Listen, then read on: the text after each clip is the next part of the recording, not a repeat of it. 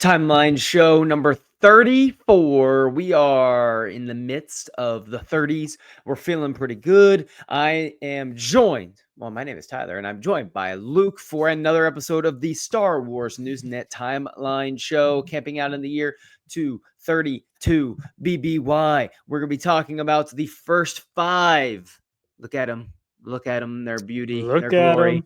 The first 5 High Republic comics from Marvel. We'll be doing the first 5 for High Republic Adventures next week. So we're going to start with some Marvel comics this week, move into some Dark Horse comics next week. So this is gonna be good. These comics start off with a bang, so I am super excited to get into them. Luke, are you ready?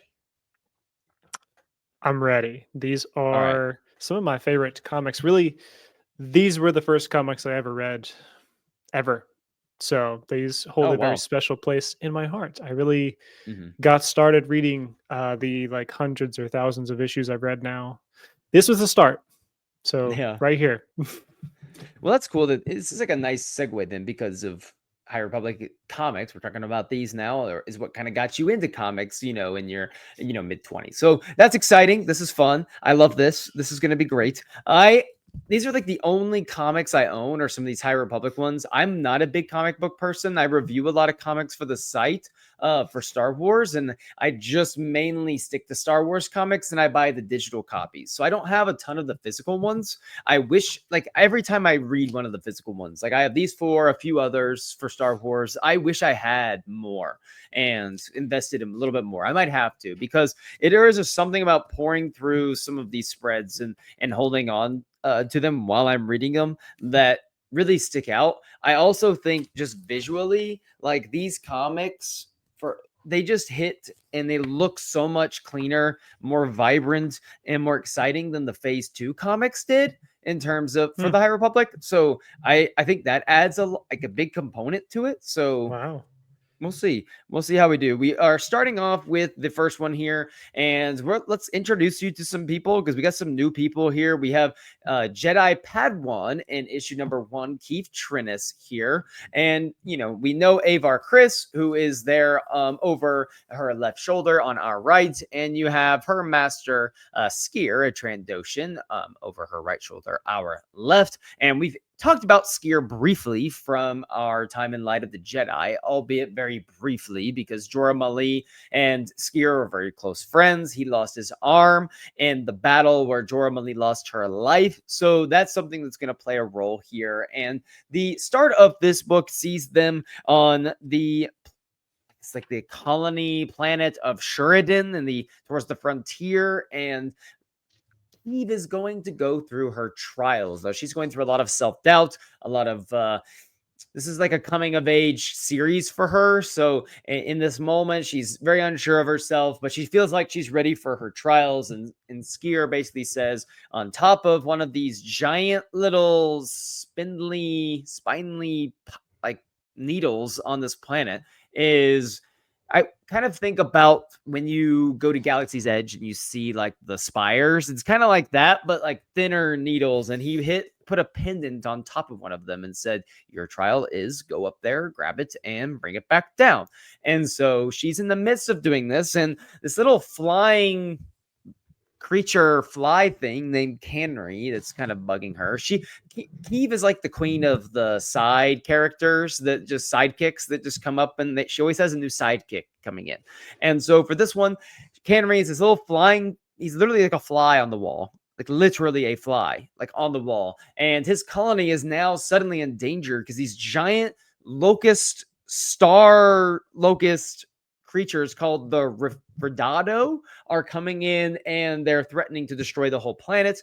Ultimately, Keeve abandons her trial to try to save this whole townspeople, save everyone.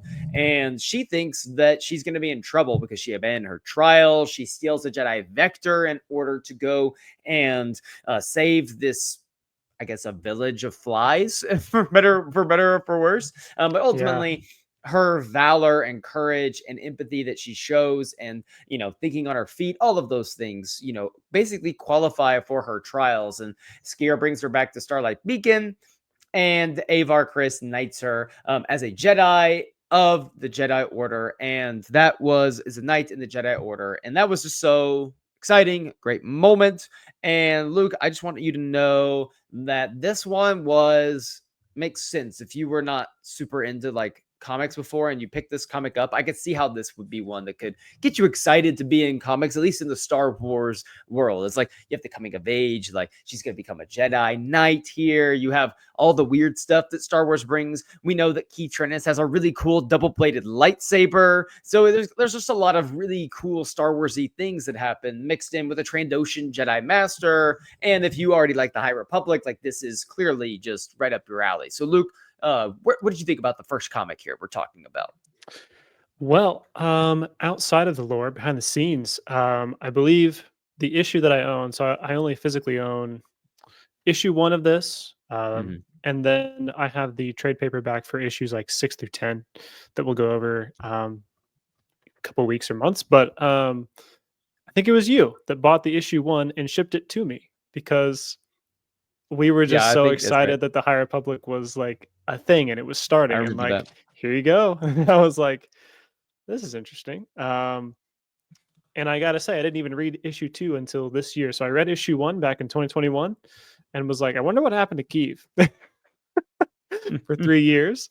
And so it's been nice to dive into these. And I have been, I mean, imagine the like anticipation that I've been feeling of like 3 years of like, I wonder where this story goes. I know where it starts and it starts real well.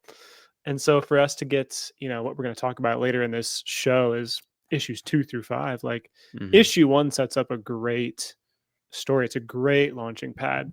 We see her get knighted. That's just something that we don't really see on screen or in many panels. Like that's a pretty rare thing, but we know it happens. So it's how many cool. times have we seen someone get knighted in Star Wars? Like actually seen someone get knighted. Like we see Kanan Jarrus like has his knighting ceremony thing in the Jedi Temple. Anakin in the micro series gets knighted. Is there another one like that we've visually seen? I can't think of one. I really can't think of any other ones. There might be someone in the Clone Wars, but there might be someone in the Clone Wars. We know Obi-Wan gets knighted in Phantom Menace, but we don't see it happen. Like because when Qui-Gon dies, he's the Padawan, during that battle. But then like the next scene that we see Obi-Wan in, he's already been knighted as a Jedi. So we don't get to see that happen. But we know it takes place, I guess. But also, on Starlight Beacon, where the knighting ceremony happens, that we're talking about, a couple panels or pages before that, we actually are introduced to this interesting concept that Yoda is not the only Grand Master of the High Republic era. He's not the only Grand Master of the Jedi Order at this time. We get to see Patre Vetter. Patre Vetter. I'm not sure how we say that name, but hold on, he's an interesting fellow. And he's interesting, and he's got it was interesting too because I wrote this down where Avar, whenever they are approaching her, Vetter and Yoda are approaching her, they said like, oh, here it is, I found it. I'm just gonna see that, like right there, like we got the Vetter, there it is, so it is interesting. They approach her and they said, we have an offer for you, basically. And she thinks they're offering her the empty seat on the council that exists right now. And actually, they're like, we're not offering you a seat on the council, Avar. Like she interrupts them to say, I'll pass on the seat of the council, which the audacity to interrupt the Jedi Master, the 2 Grandmasters of the council. You're interrupting 2 Grandmasters in order to tell them you're not going to take a place on the council when they haven't offered it yet. You're just assuming like Avar has to be feeling pretty good about herself at the time to be able to do that. But they aren't even offering her the seat of the council. He gets like, we're not offering you a council. We're offering you the beacon. and Avar Kriss becomes the Marshal of Starlight Beacon, and we kind of see that conversation that takes place, which is pretty interesting. And Avar is going to play a massive role in this first kind of wave of comics that we see here from the High Republic as well. Yeah. This comic run also helps you kind of balance out Avar Kriss as a reader. I Right. remember before I had dived into the comics, I felt a little short sold on her. I Yep. really liked her in Light of the Jedi, and I really wanted more. She really Hmm. doesn't have a role in the Rising Storm, not really one in the Fallen Star. Hmm. So not a big one. Definitely not as big as she had in Light of the Jedi. So Right. when you finally can get yourself into these comics, like I hope many people do, you will Hmm. feel maybe vindicated, or I'm not sure what the best word is, Right. but it's like, man, okay, there she is. Like, she's Hmm. back. She's That's a good awesome. Like, point. it felt great to get her back in the story. Yes, no, that's so good, because I remember I wasn't reading these at the time, like, consistently, and we're getting these novels, and I was like, man, I love Avar Kriss, but why is she just disappearing from all these novels? And then I was like, oh, okay, I can get more of my Avar Kriss story here. But then in phase 3 of High Republic, she is front and center, like, at everything that happens. So Yeah. it is interesting.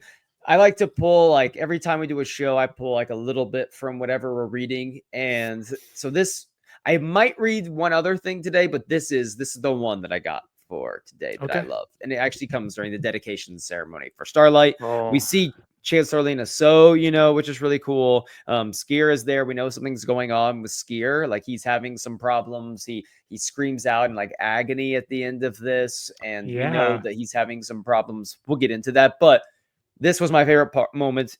Avar, it zooms in on Avar's face, and she says, whenever you feel alone, whenever darkness closes in, hear our signal and know that the Force is with you.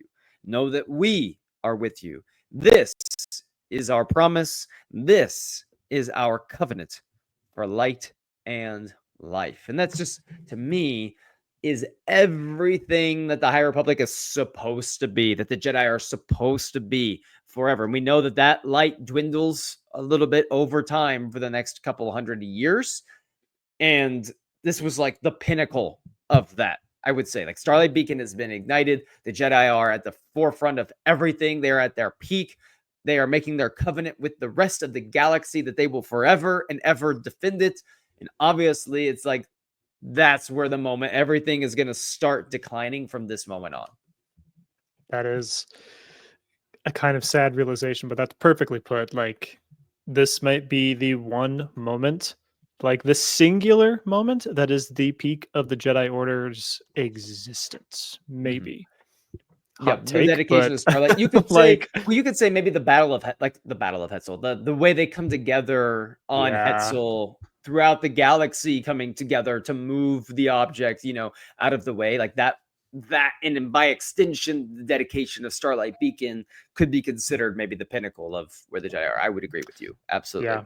One of my Well, favorite things that just the High Republic does, or grander storytelling operations do, is when you get like this dedication of Starlight Beacon, which we've seen in Young Jedi Adventures. We've covered that in a previous episode. We have covered it yeah, in Light of the Jedi discussion. I kind of enjoy getting multiple different perspectives on one different thing, and it just feels like I know it deeper mhm, and better. Um, it's and I loved getting it here too yeah, as well. I love. It's the High Republic is amazing too, and we love living in this era right now. So let's Yes. go ahead and jump to issue number 2 here. And issue number 2 was, another solid one. Chapter 2 here, Tomb in Space. And this one essentially is we are introduced to 2 new characters, Tarek and Sarat, and they are Bond twins that are basically, 2 minds converged into, one. They are twins that share everything with one another. Like, as much as, one of them stubs their toe, the other is going to feel that pain as well. They have this common bond, and it enhances their abilities in the Force, but also can, as we see throughout these comics, there are limitations that come with that as well. And so it's fun to get into that. And so, Keeve, And Skier and Terran and Sarah, they discover a ship adrift in space that seemingly has been attacked. They discover it's been attacked by the Nile. And what they discover on the ship is it's a Hutt ship that has been destroyed. They have a giant Hutt carcass here, and there is one Nile saboteur that's left on board, and Skier just absolutely kills this Nile in cold blood, severs him in half very ruthlessly. And so we're going to get into some of Skier's problems here as well. And we're going to see that they get that Hutt back over to Starlight Beacon for an autopsy, which is hilarious to think about doing an autopsy on a Hutt. But ultimately, they discover there's this grain, this barley, that is being transported by the Hutts from a Republic outpost called Sedri Minor. And they're wondering, why are the Hutts breaking, the contracts or the laws of the Republic? They're not supposed to be coming so openly into Republic space. And so clearly that's going to bring an issue. So Avar orders Skier, and I believe it is Terret, I believe, to go ahead and... Yes, I believe. Hold on. Yes, I believe is yes. It is tough to keep them straight. No, gotta be honest. It's Sarah. Yes, it's Sarah. He orders Skier and Sarah are the ones that go to Sedri Minor to discover what's going on there, while Keeve and Sarah are staying on, Starlight Beacon with Avar Kriss. They're going to stay over there and make sure everything is good. But what happens is Keeve discovers what happened to the Nile that was severed in half, and she didn't really tell Avar what was going on about this at first. And so at the end of this one, Skier has basically lost Sarah to something. We don't know what he is, or Sarah to something. We don't know what he has lost him to.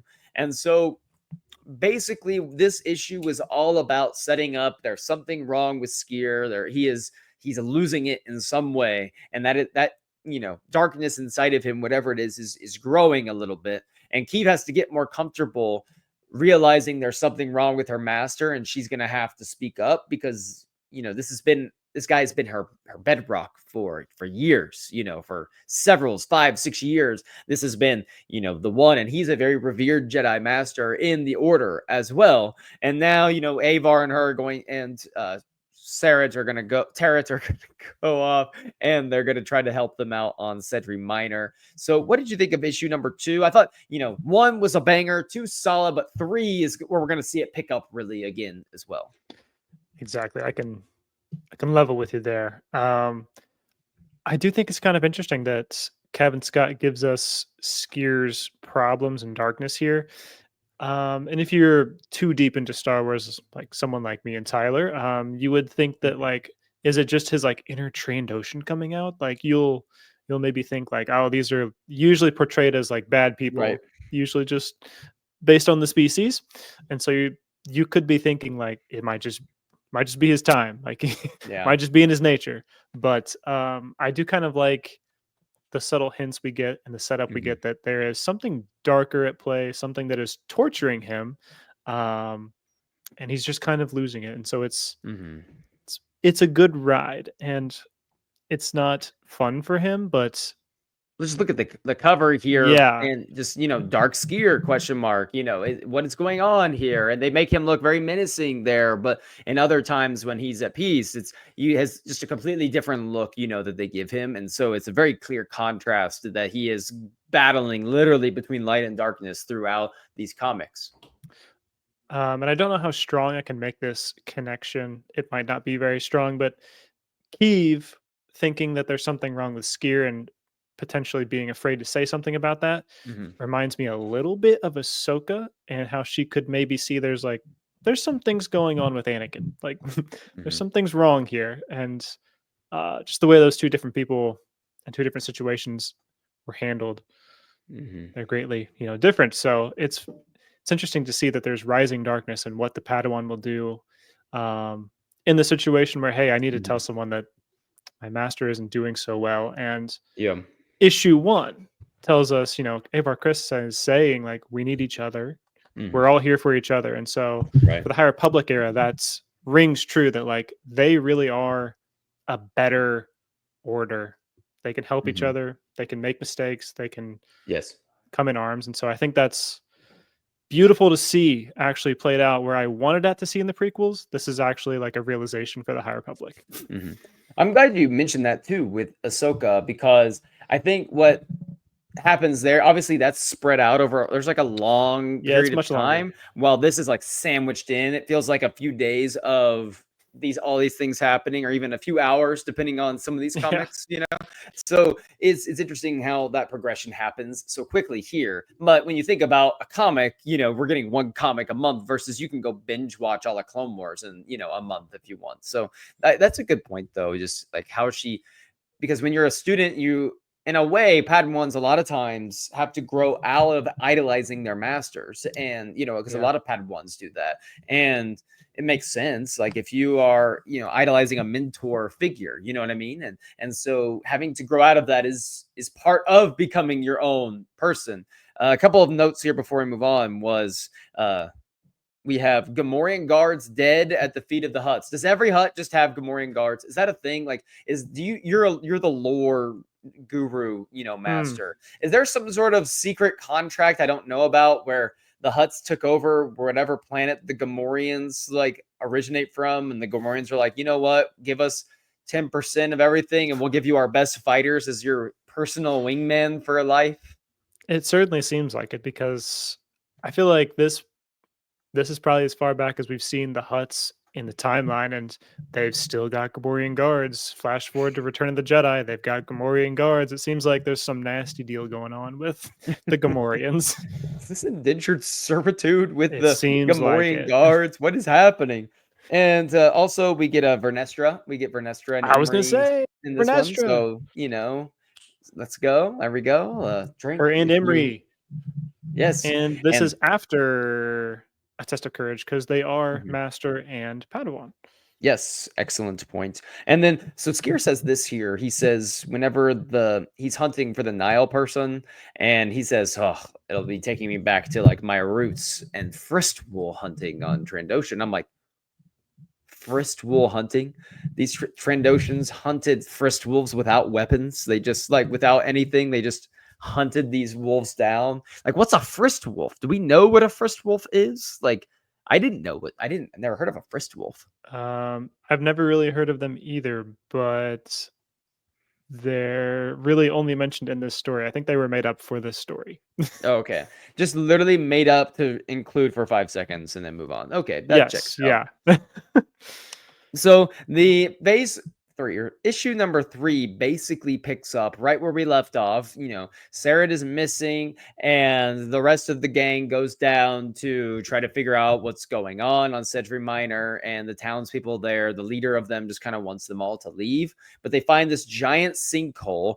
Keith finds this giant sinkhole. They go down, and there is just a Dringir hive that is just down there taking over the roots of this planet, and they try to basically possess Sareth, and they're going to try to possess the others, and they're going to use Skier as like their vessel to take over this area, because he has seemingly given himself over to these creatures. And it was absolutely sinister just watching Skier like turn on his people by the end of this, and they kind of give him a Dringir arm. You see it there holding the like the lightsaber at the end, because he had lost his arm in that battle. And so we Mm. get to see in this one like Skier go full dark. Basically, he's been battling, and then the end of this one sees him kind of just go full dark. You know, Skier is no more. Like the Dringir have taken over me, and I'm letting it happen to some degree as well.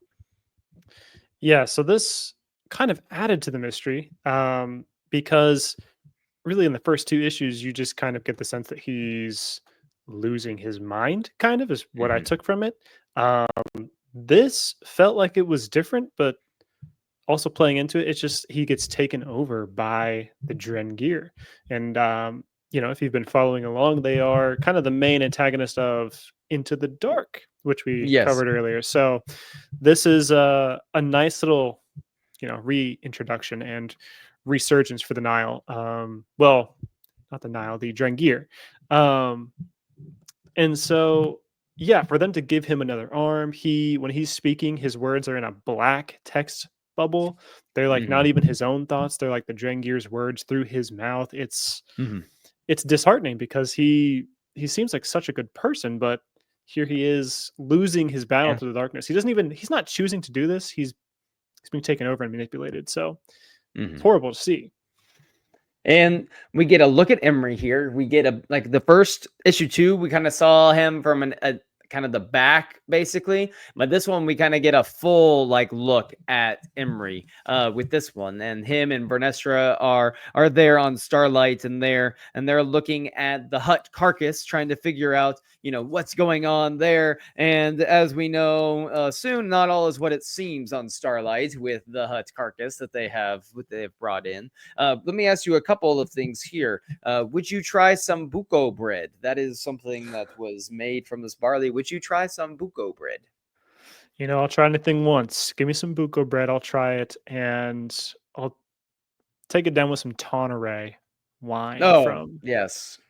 From Alderaan. I You yeah, live from Alderaan. Yeah. Yeah, yeah, you live the high life over there then with the Sunray.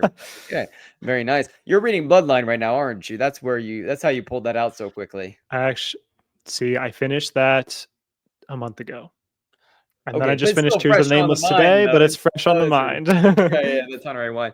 Also, another thing, did you realize that our theory could have been broken in this um, issue? One of our mainline theories of the timeline show slash stereotype broken in this issue. Did you What would realize that this? be? We've been talking for a while about it seems like all Rhodians have this O sound at the end. We have Oh, Weebo, you have Greedo, what's the guy from Rebels? SIBO. Zebo. They all have this little O sound. And we have Niso here, the father, Mm, but he's missing his son, Julius. yeah. Julius. What Julius. the heck? Who is what's going on with Julius? What makes him so special that he doesn't have? Why isn't it Julo? Why isn't it Julo? And Or it like, could why just throw why an are O we at the end. why are we why are we changing up the formula in terms of Rhodian name origin names and how they're named? I don't know. Is he like the runt in the family and the worst son gets named something disrespectful? Like he has brought dishonor on the family, so they add an S to the name. Like you are Julo. They're like a very honor the family. They put the S at the end, like you are now Julos.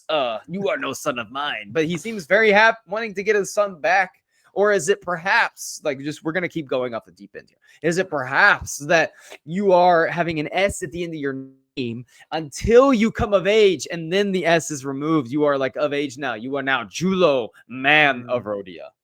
Rhodia. I'm so glad you said that. That one sounds real cool to me, honestly. Um, I feel like that could fit. I don't feel like we know any other named Rhodian children. So, oh, there is one in the Ilum arc of Clone Wars, but I don't remember their name. Oh, is it Wisu or Wiso? What's her name? They better be.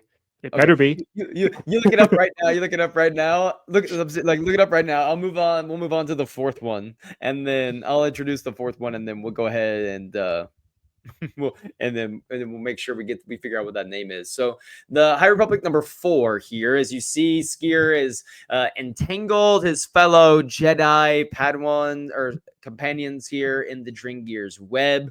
There's a lot of dark stuff going on here. He basically accepts the Dringir, but then he wards them off. It was like he was trying to let them in to get their weakness to then take them out, but he didn't realize just how powerful that the Dringir were. And so they're going through fighting the Dringir. They're warding them off, and then they're like, okay, we've warded them off for now. We got to get out of here, or else we're gonna die. So the funniest part in the comic happens is when they go back, they find the leader of the community. They realize is in charge of all this. He knows the Dringir are here. He's basically selling out to the Hut cartel and everything. And basically, Skier face plants him on the ceiling with the Force. And the funniest part was he does this. He's like, "You have betrayed us," and he just face plants him on the ceiling. And what's his face? What's her face? Keeve. She just basically says, "Master, please remember who you are in the Force and put the man down." Like very calmly, like, "Please put him down." Yada yada yada. Anyway, So then the Hut Cartel shows up wanting to claim what is rightfully theirs. And they are basically Gamorrean guards, once again, with another member of the Hut Cartel. And they are riding Rancors into battle, Luke. They are riding Rancors into battle. That's how it ends, with Rancors, Luke. Rancors into battle. I cannot stress how important and crucial this is for the lore that Gamorreans are riding the Rancors into war. I love this. And this is why I love the comics, because you're not going to see this in any of the movies or shows, but they'll give it to you in the comics. And this is where I love to camp out, is the crazy stuff that will happen. And we'll even have a Hut riding a Rancor. Um, it's just my favorite thing that, like, there's really no limits to what you can do. These artists are amazing for Marvel and Dark Horse. So um I love that the Huts are real pieces of work, because they're really just siphoning these people dry of their credits to quote unquote protect them.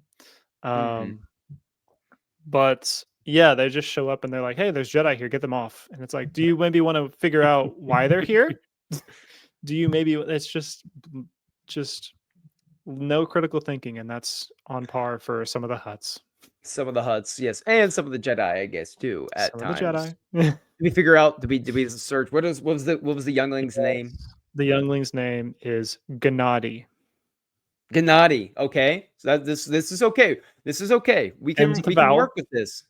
It's the vowel, but no, this is important. Maybe the male Rhodian children have the S, and the female Rhodian children have like the I, or maybe it's just in general like a child thing. Like if you're a child, you don't have the O sound until you come of age, or something along those lines. Like I love it. This is so deeply in my head canon now. I am not going to let this go ever. if they can, they're gonna make a comic issue about this. If they can make an Ewoks 2 in Ewoks run, Ewoks 1 through 4, they're gonna do a rodeo 1 through 4, a Rhodium 1 through 4, where it's just like, what's her name? I almost said Oh, Misaki, Gennady. and that's literally not a name for a person. Gennady. Gennady, yes. Okay, Gennady. Very good. So issue 5, after the Huts have arrived, and like just look at that cover though. Like, do we want to show like that's just horrible, like horrible I cover here. know. Like in terms of emotional trauma that a cover can provide.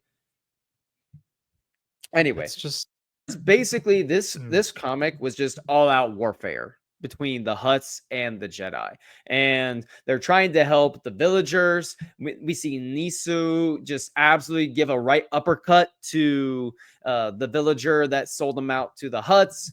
We have Skier like still fighting the darkness. The Dringir still have a hold of him, and Keeve is basically now having to fight her master. The Huts are fighting each other. They have number of mercenaries. They are battling throughout this, and finally, Avar gets them to realize that they need to turn and fight with each other against the Dringir, and that's kind of how this ends. But Skier is basically an enemy, looked at as an enemy by the Huts at this point, and the Jedi have to realize too, like we have to subdue him, and that's essentially what kind of has to happen at the end of this. And on Starlight Beacon, there was a Dringir inside of the hut that they brought on board, and now the Dringir are on Starlight Beacon, and Estella Maru, Master Archivist Orbelin, Imri, and Vernestra are fighting a Dringir, and Imri almost gets killed and possessed by a Dringir as well on Starlight Beacon. And that poor kid has had enough trauma with the dark side. He doesn't need the Dringir coming in and doing anything either. yeah, that's the thing, is if you're reading these, and if you're reading everything in the High Republic, you're gonna feel so bad for Imri, because I feel like he keeps his level head for the most part after a test of courage, but like he's been through so much crap, Right. and he's gonna have so much crap ahead of him too. So like you already have read a test of courage, and now he's about to die again because the Drengir are going to try to possess him and take him for his Right. meat, as they say. I love how, and we missed this from a couple of comics, the second comic, but when they or the third comic when they encounter the drink when Keeve encounters the Dringir for the first time, and you mentioned this either last week on the timeline, I think. Yeah, it was last timeline show when you're like, you love seeing people's first reaction to the The Dringir, first and it's like one. meat, meat, meat, and then they're fighting. Oh my goodness, it's so funny. Like, and she literally is like, okay, double blade lightsaber intact.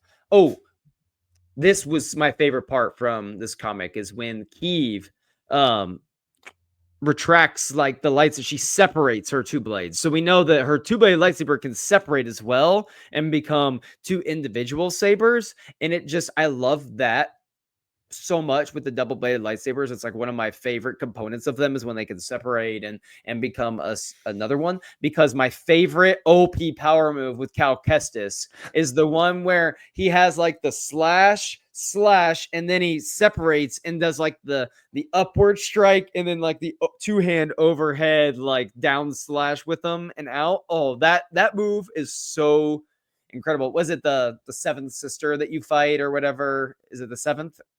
The What's her name again? ninth. There's the ninth sister and the second sister.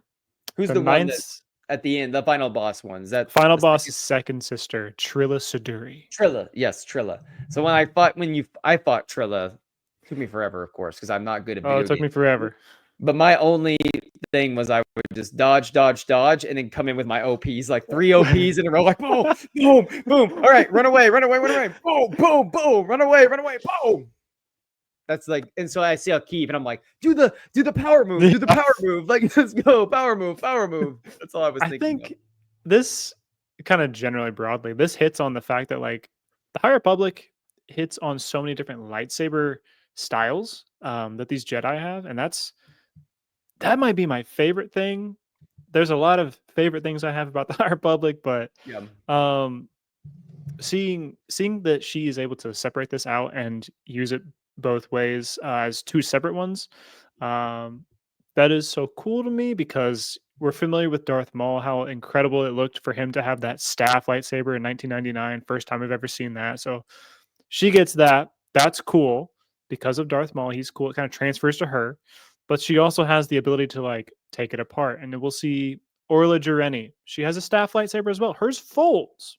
yeah. We So talked there's about like, that at the dark, just like the dark gray, saber. yeah. So there's just different ways that these lightsabers work. And that's my favorite thing is the creativity that the writers get to do with like, Mhm. well, I'm gonna make hers like this. And Skiers has like a knuckle guard on his, which is interesting. I've never seen that before. Stellan Geos has like That's a why I wish cross guard. Ray's in episode 9 would have been like a giant staff, like double, Yeah. like something. You know what I mean? Like I wish they had done a little bit more of that. They use her staff as part of it, but it would have been cool if they just even said, "We're just gonna go crazy with this at the end." But that's something for another day. Last thing on this, and then I was we'll gonna wrap it up. say, Mhm. we have let Stala Maru fly under the radar. I just want to give him a shout out here because I really like the guy. I really love him, and it's in this comic, probably even in issue 1 that Mhm. we didn't really hit on because it's not a major thing, but, like, you get to Right. see that he is the one running Starlight Beacon. He's not the Mhm. head of it, like, that's the marshal, but, like, he's running this thing. That was He's moments. he's like, it's like I look He's up the I think about workhorse. schools. Like I think of like schools, you have like the principal who's like the marshal of Starlight Beacon, but like Estella Maru is literally like the front desk person, the registrar, and like the tech support guy on campus all in one. Like Yes. he's like, I have to make sure everything is functioning properly for tech. Oh, I have to make sure that we are funneling people in and out appropriately. Like he handles everything, all the tiny little things, which mount up to thousands of things. Like he is kind of the one in charge. And then Skier opens up to Keeve a little bit and talks about how difficult that the time has been since he can no longer connect to the Force anymore. He's feeling that fade Yeah. away and he's losing himself in that. And we're gonna get more into that as the issues continue. But that was like a big moment as well. So Luke, if you had to pick one character here, just to wrap it up in the next minute here, what character would you say is your favorite so far when you were reading this, just for the first 5 issues? Try not to project down the line to it, but like just the first 5 issues. Man, I try to pick something a little bit more niche and I try to be a little bit, cutesy with my picks oftentimes, but I'm gonna go right down the middle. I'm gonna say Kyiv Mhm. because there's also some references to her that were from Kevin Scott back in 2019. He referenced her in a book he wrote.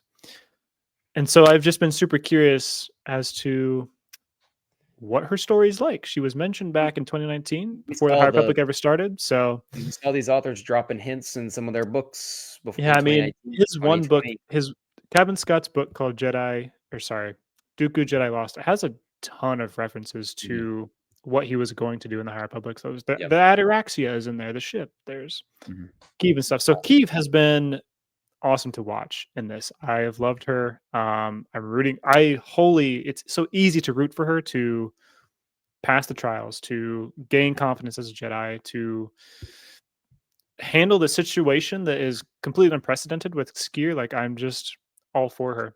Love her. Mhm. Love it. I'm with you, Keeve, all the way.